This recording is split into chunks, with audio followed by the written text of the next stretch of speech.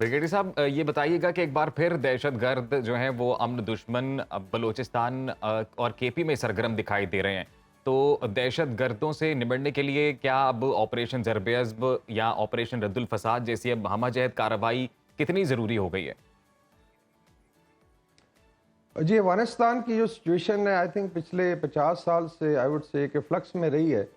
और उसकी I think दो बड़ी वजूहत हैं। एक तो इसमें इंटरनेशनल इंटरवेंशन हुई, क्योंकि बैकग्राउंड जानना बड़ा ज़रूरी है। पीपल थिंक कि शायद पाकिस्तान अफ़गानिस्तान दो स्टैटिक रियासतें और शायद एक ही गवर्नमेंट चल रही है। तो उसमें दो बड़ी सुपर पावर की इंटरवेंशन यानी कब्ज़ा हुआ, पहले सोवियत यूनियन का और उसके बाद फॉलोड बाय यूएस का, और उसके अंदर 4 रजीम चेंज हुए। अगर आप देखें उसमें एक गवर्नमेंट थी, पहले उसको सोवियट्स ने टॉपल किया, फिर 3-4 गवर्नमेंट्स, फिर जो है सोवियट्स गए तो मुजाहिदीन आए, देन कम्स अमेरिका और वो ऑक्यूपाई करता है 20 साल, और फिर अभी तालिबान। तो 4 रजीम चेंज। साफ ज़ाहिर है अगर आपके हमसाये में इतनी ज़्यादा डिस्टर्बेंस होगी तो उसका फॉल आउट आएगा, स्पेशली अगर आप कल्चरली, इकनॉमिकली, जोग्राफिकली कनेक्टेड हैं। तो ये तो है बैकग्राउंड। अभी आ जाते हैं कि जो हालिया दहशतगर्दी की लहर है केपी और बलूचिस्तान में, इसकी क्या वजूहत है। इसमें आई थिंक जब से अमेरिकन फौजों का इनखला हुआ अफ़गानिस्तान से, तो एक प्रॉमिस किया था इंटरिम गवर्नमेंट ऑफ अफ़गानिस्तान ने कि जी ये ज़मीन कभी यूज़ नहीं होगी। लेकिन अनफॉर्चुनेटली लाइक पास्ट जो टेररिज्म है एज ए लीवरेज यूज़ किया है अफ़गानिस्तान ने, और इनकी कोई जो भी गवर्नमेंट्स थी, तो उसका एक फॉल आउट है। लेकिन आपने जिस तरह मेंशन किया इंट्रोडक्शन में, मिलिट्री और हमारे लॉ इन्फोर्समेंट एजेंसीज और इवन अवाम जो है they are fighting it out, और ये मेरे ख्याल आखिरी लड़ाई है। और जिस तरह आप कहने से कॉन्टीन्यूएशन ऑफ जो पहले ऑपरेशन थे, अभी आजकल ज़्यादा इंटेलिजेंस बेस्ड ऑपरेशन चल रहे हैं। जी। ब्रिगेडियर साहब, इसमें कोई शक नहीं कि ये जो दहशतगर्दी की जा रही है बलूचिस्तान और केपी में, ये भारत की जानिब से और बैरूनी साजिशें इसमें शामिल हैं। हम ये सब जानते हैं। इसकी जिंदा मिसाल कुलभूषण यादव है और पाकिस्तान में वो इंतशार फैलाते हैं। क्या ये अभी जो ये सारे वाकयात हुए हैं, इन वाकयात की वजह ये तो नहीं क्योंकि भारत के अपने घर में आग लगी हुई है, जो सिखों ने वहाँ पर उनके खिलाफ एक अलम बुलंद किया हुआ है, जो खालिस्तान तहरीक का वहाँ पे जिक्र किया जा रहा है, तो इस सारी तहरीक से पर्दा हटाने के लिए पाकिस्तान में एक फसाद क्रिएट किया जा रहा है? जी, I think you are correct. इसमें जो खालिस्तान रेफरेंडम है, जो बेसिकली आउटसाइड इंडिया हो रहा है, कनाडा, ऑस्ट्रेलिया, यूके और काफ़ी यूरोपियन ममालिक में, उसका काफ़ी बड़ा प्रेशर। और फिर बीच में जब ये डिस्कवर हुआ और इसके प्रूफ्स आए, कैनेडियन प्राइम मिनिस्टर ने from the floor of the house ये कहा कि भारत जो है असैसिनेशंस में मुलव्वस है। इट मीन्स कि उनकी एम्बेसी, एनएसए का ऑफिस, तो मोस्ट प्रॉब्ली मोदी साहब, इसका मतलब है जयशंकर, अजीत डोवल और जो है मोदी साहब खुद असैसिनेशन स्क्वाड्स रन कर रहे हैं। तो इसके आई थिंक G20 में एक पीक थी भारत की, आई वुड से इंटरनेशनल एरिना में, तो उसको बहुत बड़ा धचका भी लगा। फिर UNGA में काफ़ी जगह हंसाई हुई।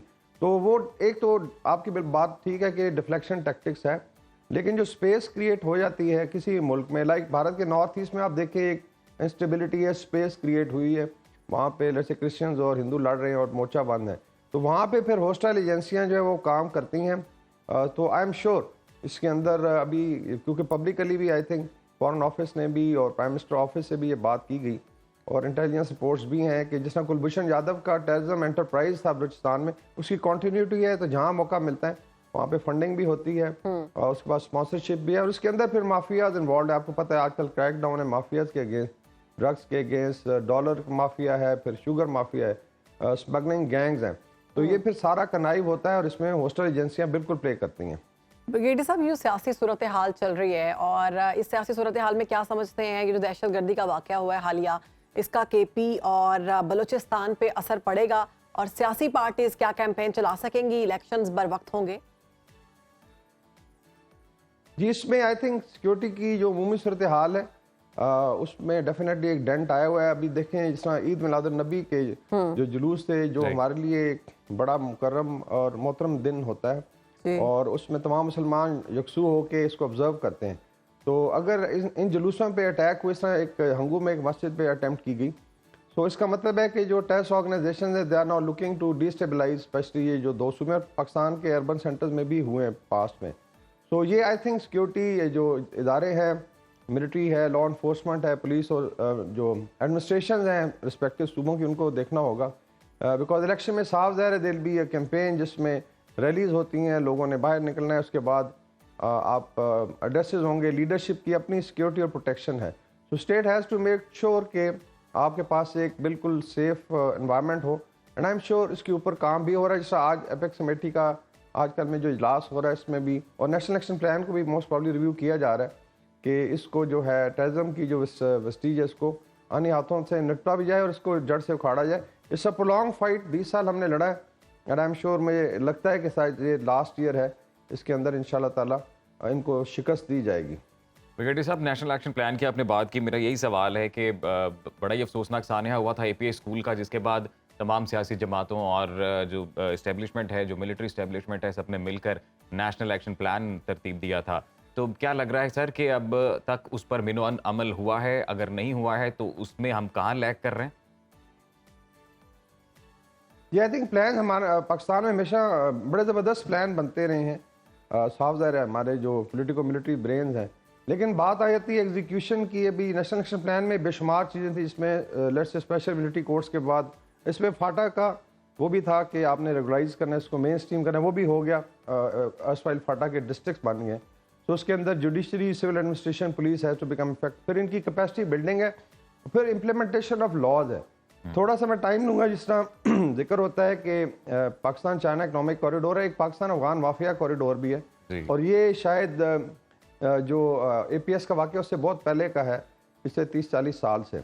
उसके अंदर भी आई थिंक बेशुमार ऐसे आई वुड से एलिमेंट्स हैं जो क्रिएट करते हैं। सिक्योरिटी, स्मगलिंग गैंग्स हैं, नारकोटिक्स है, और फिर टेररिज्म है। अभी आपने सुना होगा कि केपी में एक एक्सटॉर्शन का वाक़या है, जिसमें अफगानिस्तान से एक बंदा बैठ के व्हाट्सएप के जरिए लोगों को ब्लैकमेल करता था जी। और उसमें हमारे बच्चे इन्वॉल्व थे, जो कि उनको इन्फॉर्मेशन या फोटोग्राफ्स देते थे या वीडियोस के, ये फलां बंदा फलां जगह बैठा हो। तो इसका मतलब इधर भी लोग इन्वॉल्व हैं। जी जी। तो चूंकि उसके ऊपर भी सॉरी हाथ डाला गया है और इसमें उस माफिया के ऊपर क्रैक डाउन है, तो एक तो उसका आई वुड से रिस्पॉन्स आ रहा है। तो मेरे ख्याल में अभी जो नेशनल एक्शन प्लान को अगर रिव्यू करना है, तो ये जो माफिया कॉरिडोर है इसको डिसमेंटल करने के लिए एक ठोस स्ट्रेटजी की ज़रूरत होगी, क्योंकि इसके बगैर होगा नहीं। और उसमें पंजाब और सिंध में बेसिस है, अगर शुगर मिल मालकान है, उनको पता है कि 10,000 टन अफगानिस्तान जा रही हो, कहते हैं हमारा काम नहीं है, गेट के बाहर या खाद जा रही है या कोई डॉलर जा रहा है जो माफियाज है, तो ये खुद फंड कर रहे हैं terrorism against Pakistan. I would say part of terrorism is funded from within these dons. तो उनको आई थिंक जब आप काबू में पाएंगे, काबू जिस तरह भी डॉलर पे आपने देखा काबू पाने की कोशिश की, तो काफ़ी सारी आई थिंक स्टेबिलिटी आई है पाकिस्तानी रूपी में। मेन थिंग वाज कि आपने एक जो है आउटलेट्स को रेगुलराइज करने की कोशिश की। इसी तरह अफगान पाकिस्तान ट्रांजिट ट्रेड है, इसको रेगुलाइज करने की ज़रूरत है। ये नहीं हो सकता है कंटेनर आए कराची में खुले और वो सारा राइट ऑफ हो जाए। तो I think when state start behaving like a state और लॉज इंप्लीमेंट करेंगे, तो इंशाल्लाह ताला इसमें कामयाबियां मिलेंगी। इंशाल्लाह इसमें कामयाबियां मिलेंगी, और हमारी जो सिक्योरिटी फोर्सेस हैं वो हमा वक्त तैयार भी हैं इन तमाम तर सूरत हाल से लड़ने के लिए, और ऑलरेडी बहुत मेहनत की जा रही है। ब्रिगेडियर साहब, ज़राए के मुताबिक मुल्क में दहशतगर्दी के वाक़यात की अगर बात की जाए, तो अमन अमान से मुतालिक एपेक्स कमेटी का इजलास कल तलब किया गया है, जिसमें अहम फैसले मुतवक्के हैं। दहशतगर्दी से निपटने के लिए कौन से अहम फैसले होने चाहिए जो आप समझते हैं? जिसमें आई थिंक 2-3 जो इम्पोर्टेंट स्ट्रेटेजिक आई वुड से चीज़ें उनका रिव्यू होगा। एक तो लॉ इन्फोर्समेंट की कैपेसिटी बिल्डिंग है, इसको आप कनेक्ट करें विद इलेक्शन, चूँकि we are now almost couple of months away from election. उससे पहले एक इलेक्शन का माहौल आपने देखा, भी रैलीज शुरू हो गई हैं। तो एक तो फुल प्रूफ सिक्योरिटी है, तो इट मीन्स कि इसके अंदर लॉ इन्फोर्समेंट है, इंटेलिजेंस एजेंसीज हैं, पुलिस है, मिलिट्री है, रेंजर्स हैं या फ्रंटियर कोर है, and then comes the governments, जो civil government like deputy commissioners के ऑफिस हैं, और इनकी अपनी सिविल की आपको पता होगा कि कोई 21 इंटेलिजेंस एजेंसियाँ, जिसका जिक्र नहीं होता ज़्यादातर, people talk of military intelligence. So all told I think everybody has to be let's say focused, security will be a prime issue. दूसरा आ जाता है कि जो कैपेसिटी बिल्डिंग में टेक्नोलॉजी की ज़रूरत है, टर्म्स ऑफ सर्वेलेंस है, वहाँ पे एक दूसरे को कैसे कॉम्प्लीमेंट कर सकते हैं। फिर ये है कि जो इतमाद आपने लेना है अवाम का, लाइक अगर धमाका हो जिसमें शहरी मारे जाते हैं, जिसका मौलाना फजल रहमान ने जिक्र किया आई थिंक कल परसों, कि इसमें लेट्स से इस बीइंग टारगेटेड जो विल ऑफ पीपल है, तो उसको भी एश्योरेंस देनी है। इसमें जिरगास का इनकाद भी है, जिसमें आई थिंक मिलिट्री ने भी और सिविल एडमिनिस्ट्रेशन में गवर्नर्स ने उनके साथ इन टच किया, बिकॉज टिल द टाइम आपके अपने घर में लोग बैठे हुए सिंपथाइज करते हैं और अपना नुकसान करते हैं, तो ये चीज़ें चल नहीं सकती। एंड देन ऑफ कोर्स इस इलेक्शन कमीशन के साथ इसकी कोऑपरेशन होगी, किस तरह के ऑफिसर्स हैं जो मैनेज कर रहे हैं। तो आई थिंक 3-4 ये बड़ी चीज़ें हैं, एंड आई एम श्योर जो लीडरशिप है इन तमाम चीज़ों को मद्देनज़र रख के एक अच्छी हिकमत अमली बनाएगी। जी बिल्कुल, बहुत शुक्रिया आपका ब्रिगेडियर रिटायर्ड वकार हसन खान साहब, आपने सुनो पाकिस्तान को वक्त दिया। आप कहीं भी हो, वक्त कोई भी हो, बाखबर रहिए दुनिया के हालात व वाकयात से। अभी सब्सक्राइब कीजिए सुनो न्यूज़ के YouTube चैनल को और क्लिक करें बेल आइकन को, ताकि आप हमेशा बाखबर रह सकें।